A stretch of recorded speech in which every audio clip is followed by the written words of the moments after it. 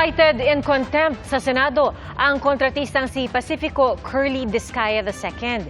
Ikinainis ng mga senador ang anilay pagsisinungaling ni Discaya tungkol sa kung bakit wala sa pagdinig ang asawa nitong si Sara Discaya. Saksi, si Mav Gonzalez. Mr. Discaya, you are cited in contempt of this committee. Nakadeteni ngayon sa Senado si Pacifico Curly Discaya II. Cited in contempt si Discaya matapos uminit ang ulo ng mga senador nang tanungin kung bakit wala sa pagdinig ang asawa nitong si Sara Discaya. May heart condition din po siya at saka po nagpadala po siya ng letter po dito. Hindi ko lang po nabasa kung ano yung iba pang content. Pero hindi heart condition ang idinahilan ni Mrs. Discaya sa kanyang excuse letter sa Blue Ribbon Committee, kundi ang nakaschedule ng meeting niya sa kanilang mga empleyado. Mr. Chairman, with that letter, nagsisinungaling itong si Mr. Discaya. Iba yung sinasabi mismo na misis mo eh. Di ba kayo nag-usap? You lied. You lied. Paano pa kami maniniwala sa mga pinagsasabi mo?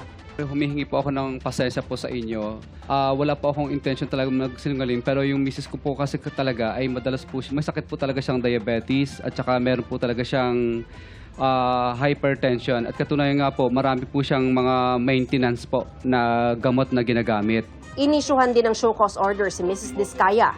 Isa sa tinanong kay Mr. Discaya ay kung nagbabayad ba sila ng SOP o kickback para makakuha ng flood control project sa Quezon City. Your Honor, wala po kami magawa kasi syempre po natatakot kami dahil nagkaroon na po kami ng mga karanasan na nami-mutual terminate po at nami-mutual terminate at saka nagkakaroon po ng right of way problem ang mga project po namin. Pero nagbabayad kayo, 10 to 25% sa Quezon City. Your Honor, yes po, Your Honor. Ayon kay Discaya, cash ang ipinambabayad nila at nakalagay umano sa paper bag. Saan nyo binibigay sa kanila ang pera? Kinukuha po minsan ng tao nila. Sino yung nila? Names, Please, names.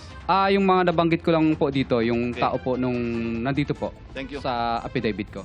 Tao nino to? Mga kongresista binanggit mo? Yes po, Your Honor. Alright. Kongresista, tinatanong ko din yung DPWH officials na binabayaran nyo sa QC. Tumanggi si Discaya na sabihin kung magkano ang perang katumbas ng 10 to 25% dahil wala pa raw siyang witness protection. Ayaw rin niyang sabihin kung saang bangko siya nagwi-withdraw at kung gaano kalaki ang paper bags na pinaglagyan ng pera. Paano po nagkasya doon ang malalaking halaga ng pera? Sabi nyo, malalaking cash. Paano nagkasya sa maliliit at ordinaryong paper bags? Your Honor, I invoke my right against self-incrimination po muna. Wala pa po akong witness protection.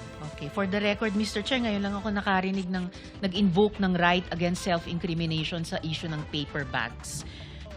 Hinanap din ng mga senador kay Discaya ang sinasabi niyang ledger na naglalaman ng mga transaksyon umano ng mga humihingi ng kickback. Pero sabi ni Discaya, Nagbigay po kami ng sulat dito na hindi po namin po maipo-provide muna kasi wala pa po akong protection po. So, hindi mo ibibigay man sa amin, kailangan mo muna ng proteksyon. Yes, Your Honor, para baka po magamit din po for self-incrimination po. payo ni Senate President Tito Soto kay Discaya, humingi siya ng legislative immunity. Inherent sa mga committees yung legislative immunity yung tinatawag. Kung meron kayong gusto ipagtapat ninyo. Hindi pwedeng gamitin sa inyo pag sa hearing nyo sinabi. There is no direct law. No? Pero ang naging practice, implied ang legislative immunity. Kailangan mag-tell all kayo kung kayo bibigyan ng legislative.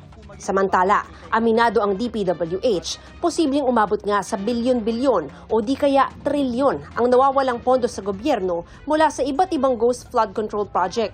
Sa loob lang ng 2 linggo, nasa 100 ghost at very substandard projects ang isinumbong sa kanila.